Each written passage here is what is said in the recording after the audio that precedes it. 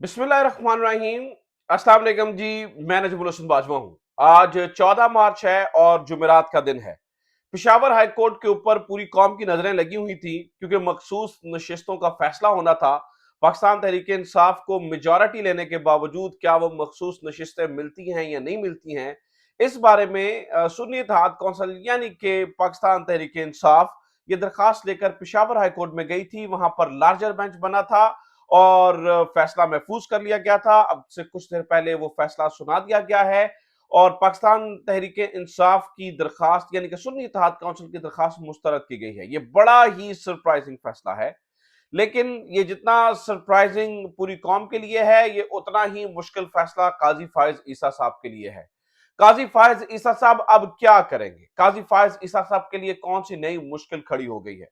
और खास तौर पर सुप्रीम कोर्ट के अंदर जस्टिस मुनीब जो हैं वो क्यों एक फैसला कुन पोजीशन में आ चुके हैं, किस तरह से वो एक बड़ा किरदार अदा कर सकते हैं, आज की वीडियो में कुछ अहम तरीन चीजें इस बारे में मैंने आपके सामने रखनी है।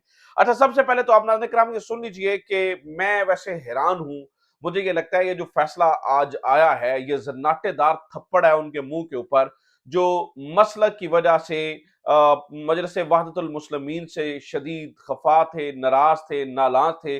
और मैं बार बार ये कह रहा था कि ये सुन्नी शिया की लड़ाई में मत पड़े, ये सुन्नी शिया की लड़ाई में मत पड़े। ये एक क्लियरली सियासी मामला है, लेकिन हमारे कुछ दोस्तों ने जो है वो ऊधम मचा रखा था। ओ जी शिया दी जमात है, ओ जी फलाना हो गया, ओ जी फलाना हो गया। आज उन तमाम दकिया नूसों के मुंह पे थप्पड़ मारा है पिशावर हाईकोर्ट ने कि तुम अब बैठे रहो। मजलिस मजलिस वहदतुल मुस्लिमीन जीती हुई जमात थी, इलेक्शन लड़कर आई हुई थी, यानी जीती हुई से मुराद यह है कि कम से कम एक सीट उन्होंने सिक्योर करके रखी हुई थी। अब वो एक सीट मौजूद थी ऐवान के अंदर, लेकिन जनाब हमने जो है ना वो एक अजीब किस्म की कंपेन शुरू कर दी। फैसला हो चुका था, पीटीआई के दोस्तों ने भी फैसला कर लिया था कि मजलिस वहदतुल मुस्लिमीन में शमूलियत अख्तियार कर लेते हैं। फिर जनाब कराची से मेहरान तक उसमें ऑब्वियसली जो पाकिस्तान मुस्लिम लीग नून का मुबैना तौर पर सोशल मीडिया सेल है, उसने भी जो है ना वो साथ दिया और उन्होंने एक नई कंट्रोवर्सी जनरेट की कि नहीं नहीं नहीं नहीं, ये जो है ना वो ये तो शियों की जमात है, ये तो फलाना हो गया, ये तो भाई मसलक के मामले को छोड़ दीजिए आप। कम से कम इस मामले में सियासी मामला है जहां पर आप सुन्नी शिया, फिर ये कहा गया ऐसा करें सुन्नी इत्तेहाद काउंसिल में शामिल हो जाएं।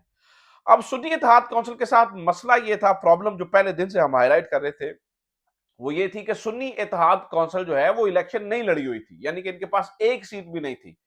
सुन्नी इत्तेहाद काउंसिल के जो चेयरमैन थे, चेयरमैन सुन्नी इत्तेहाद काउंसिल साहबजादा हामिद रजा साहब, वो भी घोड़े के निशान के ऊपर इलेक्शन नहीं लड़े हुए थे, बल्कि वो भी आजाद हैसियत के अंदर इलेक्शन लड़े हुए थे। वो भी आजाद हैसियत में आए थे, यानी कि उन्होंने भी सुन्नी इत्तेहाद काउंसिल के बैनर थले इलेक्शन नहीं लड़ा था, बल्कि वो भी आजाद हैसियत में लड़कर आए थे। अब इस वजह से नाजरीन कराम, आज जो अदालत के अंदर फटा पड़ा और जो अदालत के अंदर जो आर्ग्यूमेंट्स हुए और जो चीजें हुई वो यही थी कि बार बार अदालत पूछती रही कि जो अली जफर जो पाकिस्तान तहरीक इंसाफ के वकील थे, उनका मानना यह था कि देखिए ये मामला जो है वो पार्टी वो होती है जो एक यानी सियासी पार्टी की तारीफ वो है जो रजिस्टर्ड हो इलेक्शन कमीशन के अंदर, और एक सियासी पार्टी के हकूक को सल्ब नहीं किया जा सकता। खैर, कुछ देर के बाद जो 5 रुकनी बेंच है उन्होंने फैसला यही दिया, क्योंकि इन्होंने कोई जो है ना वो इलेक्शन लड़के को सीट नहीं जीती हुई, तो लिहाजा अब बंदर बांट कर दी जाए और तमाम जमातों के अंदर जो है ना वो मखसूस नशिस्तों को बांट दिया जाए। अच्छा चलें, अब वो फैसला हो गया, जो होना था वो हो गया। अब अगले स्टेप पे चलते हैं, अब अगली कहानी सुनते हैं। अब आगे क्या है? अब आगे नाज़रीन कराम मामला जा रहा है सुप्रीम कोर्ट के अंदर। ऑब्वियसली ये मामला यहां तक रुकना नहीं है, सुप्रीम कोर्ट के अंदर मामला जा रहा है। अब एक सुप्रीम कोर्ट पे जाने से पहले अब एक चीज जहन में रखिए, इस एक फैसले की वजह से जो हमारे कुछ पीटीआई के दोस्तों ने किया, आई डोंट नो किन्होंने मशवरा दिया, क्यों किया ये वाला फैसला, लेकिन जिन्होंने भी किया सो किया। अब हुआ ये है कि अब इस एक फैसले की वजह से जो 224 का मैजिक नंबर था जो कि गवर्नमेंट को चाहिए था, इस एक फैसले की वजह से वो 224 का मैजिक नंबर पूरा हो चुका है। यानी कि कौमी असेंबली के अंदर भी अब हुआ यह है कि वो जो 2/3 अक्सरियत चाहिए थी गवर्नमेंट को, वो पूरी हो गई है। अब ये 2/3 अक्सरियत क्या कर सकती है? ये 2/3 अक्सरियत एक्सटेंशन दे सकती है जनाबे मोहतरम काजी फाइज ईसा साहब को। अब ये 2/3 अक्सरियत एक्सटेंशन के लिए काफी है, यानी कि अगर काजी साहब चूंकि नवंबर में रिटायर्ड हो रहे हैं, तो अगर उन्हें 2-3 साल आपने और बिठाना है, 5 साल भी बिठाना है तो बिठा सकते हैं, आप एक्सटेंशन कर सकते हैं जनाब के उम्र जो है, उम्र की हद 70 साल हो जाए, आप एक्सटेंशन कर सकते हैं कि टेन्योर बेस चले जी, 3-3 साल का टेन्योर होगा। इससे आराम से पत्ता काटा जा सकता है जस्टिस मुनीब अख्तर का। अब ये मामला ना थोड़ा सा पर्सनल हो गया, यानी अगर टेन्योर 3-3 साल का करते हैं या आप उम्र की हद बढ़ा देते हैं, दोनों सूरतों के अंदर जस्टिस मुनीब अख्तर जो है वो चीफ जस्टिस सुप्रीम कोर्ट जो है वो नहीं बन सकते हैं। अब ये जानबूझकर प्लान करके चीजों को पूरा मतलब आर्टिकुलेट किया जा रहा है, बनाया जा रहा है, बड़ा आराम से खूबसूरत तरीके से उसकी जो है ना वो तश्कील पा रही है तमाम चीजें। तो अब प्रॉब्लम यह है कि अब ये मामला जा रहा है सुप्रीम कोर्ट में। अब सुप्रीम कोर्ट में काजी फायज ईसा साहब के लिए इस मामले को सुनना इसलिए मुश्किल है, आगे वो 3 साल बैठे, 5 साल बैठे, 6 साल बैठे, वो एक अलग कहानी है।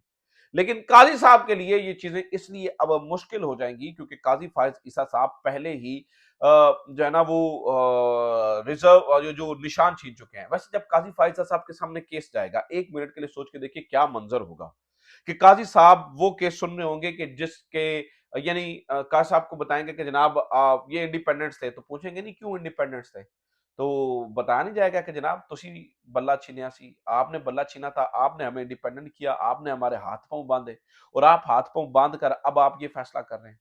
ठीक है, तो काजी साहब मुझे तो लगता है इस बार बेंच के अंदर काजी साहब बैठेंगे भी नहीं, क्योंकि उन्हें लगता है कि पेशावर हाईकोर्ट से पहले से स्टैंप शुदा है ये मामला, तो स्टैंप लग चुकी है, तो दूसरे जजेस भी जो है ना वो इसी फेवर के अंदर फैसला करेंगे, लिहाजा मेरे अब बैठने की जरूरत नहीं है। मुझे ये मेरी अपनी एक पर्सनल ऑब्जर्वेशन है, लेकिन काजी फायसा साहब कोई मौका जाने भी नहीं देते होते हैं जहां पर वो तहरीक इंसाफ को ड्रिल ना कर सके, ग्रिल ना कर सके, तहरीक इंसाफ को जो है ना वो रगड़ा ना दे सके, तो ये भी मुझे लगता है कि जो है ना वो काजी साहब इस मौके को भी हाथ से जाने दें।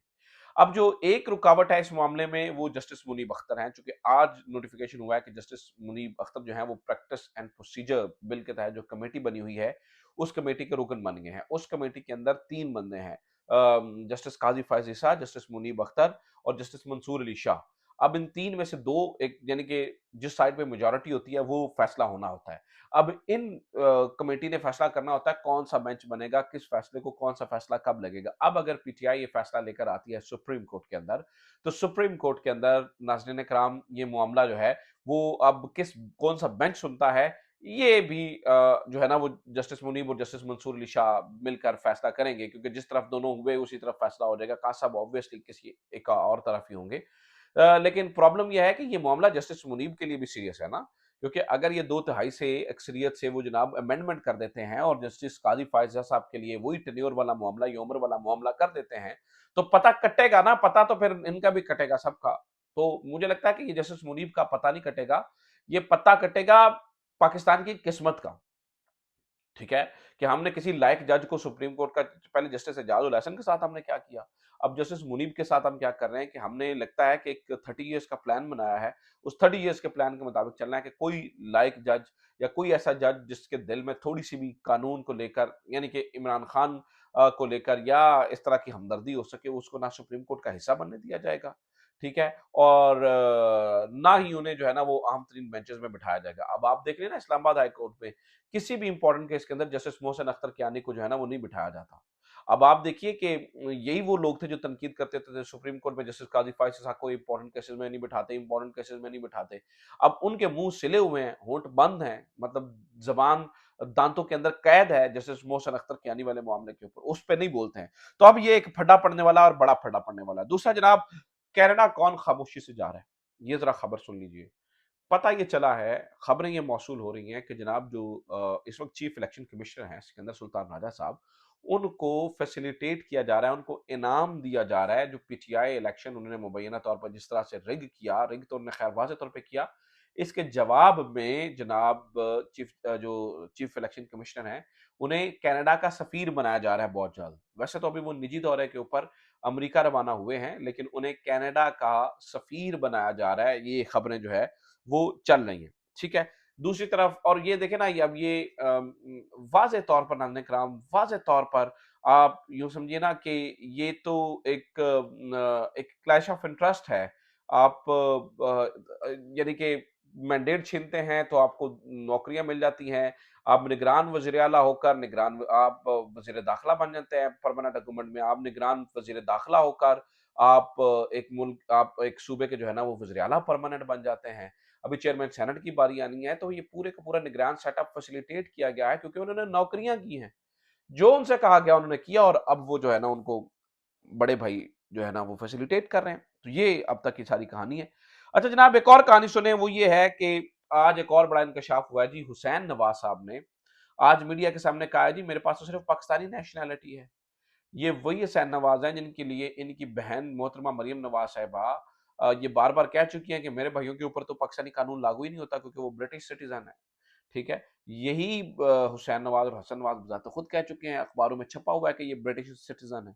और अब यही दोनों भाई ये कह रहे हैं कि नहीं, नहीं, नहीं, नहीं, नहीं, हम तो सिर्फ़ हमारे पास तो सिर्फ़ पासपोर्ट ही पाकिस्तानी पासपोर्ट है। हमारे पास तो कोई दूसरा पासपोर्ट है ही नहीं है। तो आप इसको आप क्या कह सकते हैं नाज़रीन इकराम? आप इस इसे क्या कह सकते हैं? मतलब इसके ऊपर इनकी किस्मत पे या इनकी नहीं पाकिस्तान की किस्मत पे रोया ही जा सकता है कि ये हुक्मरान तबका है जब जैसे चाहेगा कानून की नाक को जो है ना वो मोड़ देगा, मोम की नाक की तरह, जिस तरह से चाहेगा मोड़ देगा। तो ये नाज़रीन इकराम इस वक़्त सिचुएशन है। अच्छा जनाब एक और खबर सुन लीजिए और वो खबर ये है कि अली अमीन गंडापुर को हटाने की अब पूरी तैयारी मुकम्मल हो चुकी है। वो अगली वीडियो में इसकी तफ़सील भी बताऊँगा। अली अमीन गंडापुर को आज दूसरा नोटिस मौसूल हो चुका है। क्या केस है? एक ऐसे ही जनाब उज़रदारी दायर हुई है, यानी कि एक आम बंदा उठकर ये कहता है जी अली अमीन गंडापुर ने अपनी फलां जगह पर जो है ना वो जायदाद शो नहीं की हुई। अब एक्चुअली ये 2020 के मामले को उठाया जा रहा है, जबकि असल में अगर कोई इस तरह की उज़रदारी हो तो वो आपने 120 दिनों के अंदर-अंदर दायर करनी होती है। वो 120 दिन तो क्या 4 साल गुज़र गए, 4 साल के बाद उज़रदारी दायर की गई और उसके ऊपर इलेक्शन कमीशन ने 2 नोटिसेस जारी कर दिए हैं। यानी कि वज़ीर आला खैबर पख्तूनख्वा को भी हटाने की मुकम्मल तैयारी जो है वो इस वक़्त जो है ना वो नज़र आ रही है। दूसरा जनाब मोहतरमा मरियम नवाज साहबा के बारे में खबर है। पहले उन्हें मर्सिडीज के ऊपर 2 करोड़ 73 लाख रुपए चाहिए थे मनपसंद की मैचिंग पोशिश और टायर चेंज करने के लिए। अब पता चला है कि मोहतरमा अपने दफ्तर में आने जाने के लिए हेलीकॉप्टर का इस्तेमाल करेंगी। अब ये वही मोहतरमा मरियम नवाज साहब हैं जिन्हें इमरान खान के हेलीकॉप्टर के इस्तेमाल पर एतराज था। लेकिन यहाँ पर ये कह रही है नहीं, नहीं, नहीं, नहीं, नहीं, हम सरकारी खजाने से नहीं ज़ाती जेब खर्च वो समर अब्बास हैं उन्होंने बड़ा ज़बरदस्त कहा उन्होंने कहा हमें पता है ज़ाती जेब खर्च क्या होता है। ऑब्वियसली जो है ना वो फाइनेंसर्स होते हैं, उनको वो जो ज़ाती जेब खर्च में आपको देते हैं वो 50-100 गुना ज़्यादा फ़ायदे ले लेते हैं गवर्नमेंट से। तो ये अब तक की सूरत-ए-हाल है। उम्मीद करता हूँ ये वीडियो आपके लिए इन्फॉर्मेटिव रही होगी। अपना ख्याल रखिए। खुदा हाफ़िज़। पाकिस्तान ज़िंदाबाद।